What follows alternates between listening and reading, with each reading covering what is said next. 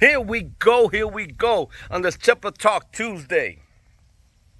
Well, folks, have a lot to talk about. Last week's episode, we were in Orlando, got to see the pigeons, the inflatable pigeons they had out there, and it was really nice. Although last Tuesday was a very hard Tuesday for me, I was uplifted with the pigeons, and I'll tell you why. A lot of people don't know, but when you have a dog as a pet, they become a family member.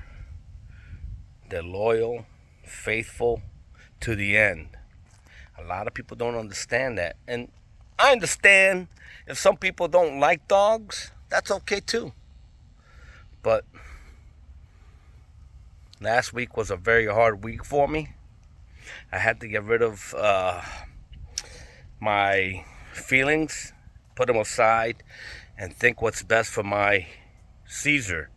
Caesar, the German Shepherd you guys will see in my videos. What a great dog. What a great, loyal, faithful dog. That dog, I was able to have him for about 8.5 years. The best 8.5 years I've ever had with that dog.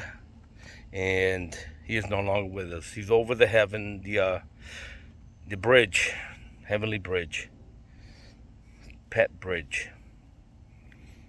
And moving right along on this video, I'll tell you what I've been doing around here. Tipper Talk Tuesday has not been the same for a while. I don't get on every Tuesday anymore because I felt like sometimes it just becomes blah, blah, blah. So cliche. Some folks are willing to watch the videos but not comment on the videos. Some folks are willing to watch the videos and discuss it among themselves. I don't get any feedback, good or bad. I've always said it. I don't claim to be the best flyer, the best handler, the best pigeon keeper, but I do say one thing. I love pigeons, just like I love my dog Caesar. I love German Shepherds, and for those over in the UK watching, Alsatians, and here in the States, German Shepherds. I love them, just like I love my pigeons, and that's something that I'll show to the Facebook world and YouTube world, social media, that I love animals. They give so much in return, and they ask for nothing in return. All they ask is for your love.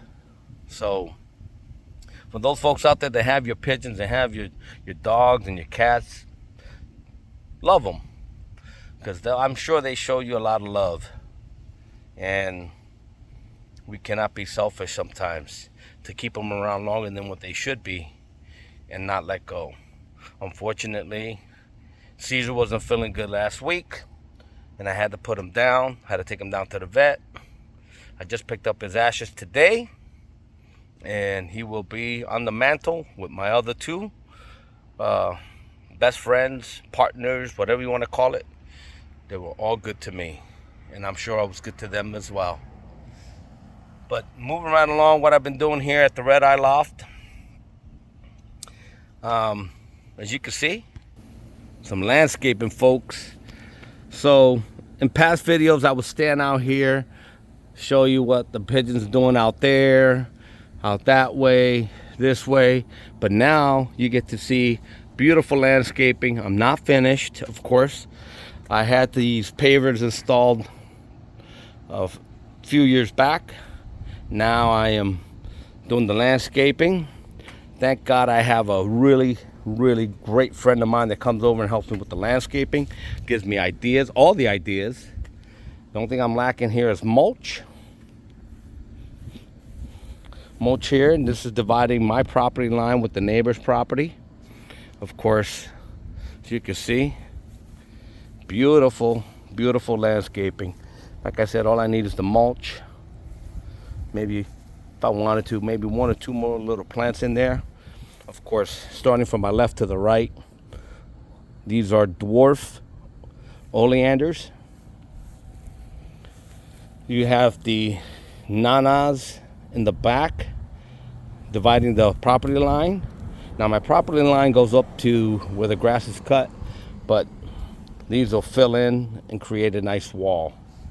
These are Calusia, dwarf, miniature, or they're called nanas. I forget what these are called. Shame on me. I can't think of it right now. Of course, the foxtail ferns right there. And you got the pygmy palm. And of course, right here at the red eye loft, you got the red copper leaves. They're multiple colors. They look beautiful. Dark, light, and so on. When the sunlight shines through them, when the sun's going down in the west, it looks like stained glass, folks. Anyway, I'll show you what I'm doing here. We're gonna work it over to the other side, and this is the reason why I haven't been doing too many videos. Tipple Talk Tuesday. Walk over here to the other side of my house. As you can see, I am working on this side now. Same thing. I have some oleanders. Of course, I have a plumeria. I believe that one's red. And as I move my island, I will cut into the lot here to the grass and connect the soil from one end to the other, from one bed to the other, and come around. And I'm going to work it all the way around, make a nice buffer of landscaping, starting from that red copper leaf all the way around this palm tree, come across this other palm tree, make all that whole entire corner a nice bed, come around and maybe extend it out here a little bit, halfway and back around. Work in progress, folks. You have to take pride in what you have here at your home, because if you don't want it to look like a sty. You want to make it look inviting when folks come over and visit you. Not only you keep a nice loft, but you have a nice lawn landscaping. Planted this crepe myrtle, beautiful red, of course. More. I got a couple weeds I got to pick out, but here you go. Foxtail ferns around, oleanders, some more copper leaves along the fence line. I'm gonna let that grow just slightly above the fence to hide that wooden fence, and it's gonna look beautiful. All right, folks, we're gonna go back inside and show you what's going on. Stand by. All right, folks, we're inside my home now. Now I'm gonna show you. Here we have Caesar's remains. Here's his paw. Here's his wooden box urn. It's got his name on it, as you can see. Now they spell Caesar differently than the way I spell it, but that's okay. We all know it's my boy Caesar. Here you go. A certificate of cremation. Right here. There you go. Date of passing. Like I said, last Tuesday. Bad day for me. Date of cremation, the 23rd. There's a cremation number. You know, sometimes I have to do this. I have to show folks, because sometimes it's called seeing is believing and not just talking just to talk. Now, what you're looking at here is the kitchen area. My wife wanted a brand new backsplash. I'm making some repairs here. I am going to set the new backsplash. As you can see, I got my tools out. Check this out, folks. This is the backsplash we're going with. It's got a couple of different shades in there of colors. mauves and grays and white. Should match our decor. It's gonna look really nice. So I have to drywall all this in. I have to remove this section, drywall all that, work it around to my countertop area, backsplash here, and get that done. And also, I have to finish. I'm going to do something different here. I'm not going to tile this over here. I'm going to do something totally different. Maybe remove this desk, old-fashioned. We don't use that anymore. Let's go outside. All right, folks. There's my drywall. That's what I'm going to be using next few days. I'm going to drywall that in and maybe start tiling soon. Remember, folks, this is the old saying, you know, I'm not just a one-trick pony. Besides my profession that I've done for 30 years, I can do a little bit of everything. Jack of all trades, a master of none. I try. I can work on automobiles. I've done that. Homes, I've installed cabinets. I've done shower, bathroom remodels. I've done flooring. I built this whole entire screen. I built all that. Put in my door for my shepherd. For all my shepherds that lived here. I've done the tile floors here. I've done all this work. So I've hung up that TV. So I do a little bit of everything here. Now, I am going to be remodeling my loft here soon. And a couple of Tipper Talk Tuesdays back, I mentioned about building the new loft to set behind the existing loft. I haven't gotten around to that. Update on that. The cost was just extremely too high.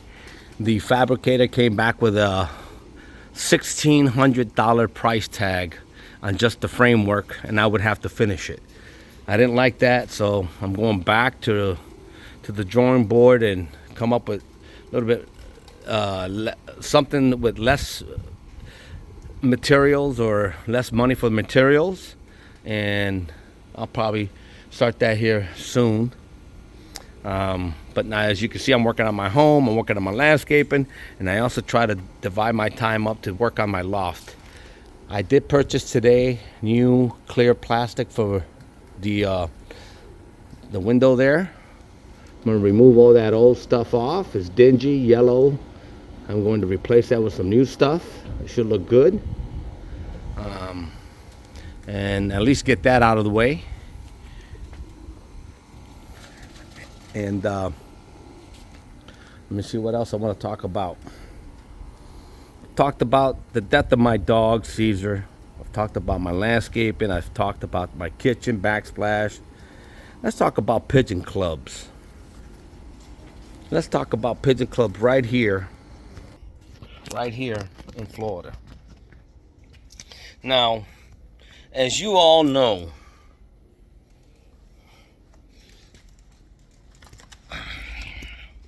I've been a member of the Space Coast Racers for many years. That club fell apart. There are no more races here where I live at. No one's racing pigeons anymore. B-Rod 681 Taino Loft, he's out. But he hung in there to the end. And a lot of guys have quit the club. Everyone has different reasons. But let me just say that the club wasn't a bad club. I have old documentation where at one time we had like 21 members. And we had quite a few flying in this area.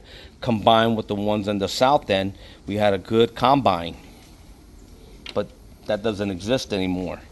Why? Because sometimes folks can ruin a good thing. You get one bad apple, ruins the whole batch. And I think that's in every club all across the United States. In every way you can think of, any club, anywhere, in the United States or overseas, you get one bad guy and can ruin the whole thing. So I'll say this. I'll talk about a club right here in the state of Florida. A club that I belong to. A club that I've been a member for 3 years. A club that I at least shown in 2 shows representing that club. I've judged 1 show. I've bought all kinds of merchandise. I've bought 3, 4 t-shirts at least. I've bought coffee mug. So I've done everything I could possibly do for that club in 3 years. I bought bands. And the club's going nowhere. I say this, the club's going nowhere. People are quitting. People don't want to be a part of that club anymore for whatever reason. But I'll tell you why I'm having a difficult time with that club. The club doesn't reach out to those that are missing. I'm a member of that club to the end of this year. And the funny thing about that club is that you only have a core of like 5 or 6 in that club that they think in their mind they have a great club, and they generate so much money, and they generate they hype it up. Nothing's happening. It's like a lot of movement and nothing's happening. Well, I'm here to tell you that the club that I was trying to start, the Florida Competitive Tippler Flying Club, here in Florida, guys are not interested. They're not interested in starting another club because they can't even get past the first one, let alone a second club. No one wants to talk about it. No one wants to contact me about it. I've exhausted my efforts in trying to get a club started. After 3 or 4 meets, folks have lost interest. So if they lost interest, that's on them. I'm going to continue doing what I'm doing, flying my birds and breeding my birds and promoting the hobby and helping those when they need the help. And I get phone calls all the time. I get phone calls about people saying, oh, there's another guy out there trying to be you. Well, that's okay. I want them to be me in a positive way. I have folks calling me saying, well, what happened with the club? Well, you guys can see it just as much as I can. People don't want to be in a club.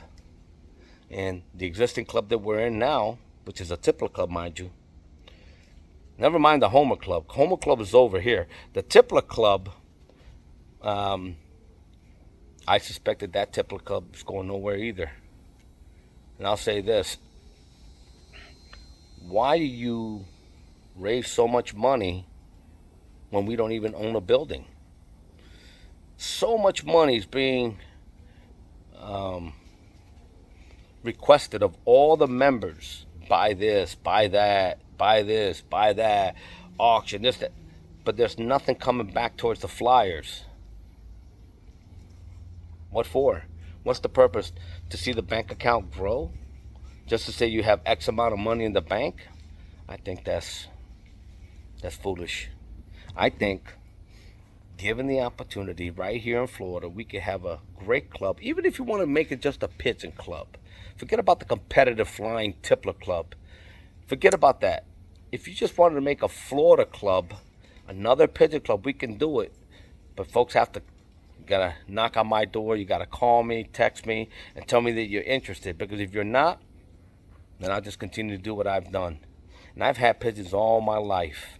And I've never been the one to say, I'll have pigeons today and next year I get rid of them because I don't want them anymore. I don't do that. But I know a lot of people do. A lot of people. Now, some people get rid of them because of health problems and stuff like that. But I don't do that. I don't buy pigeons today and get rid of them next year or 2 years from now because I'm tired of them. I don't do that. I know that pigeons mean a lot to me, just like the dogs do. And they are a symbol of what I really like. And that's something positive. So, anyway, folks, if you're watching on this Tipple Talk Tuesday, this video's gone long enough. I don't get on Tipple Talk Tuesday as much because I've been busy. Busy working on the house, busy working around the yard. Pretty soon I'll rotate back to my pigeon loft. I'll have to work on that. And you'll see the videos come up. But like I said, if you like it, hit a thumbs up. If you don't, that's okay too.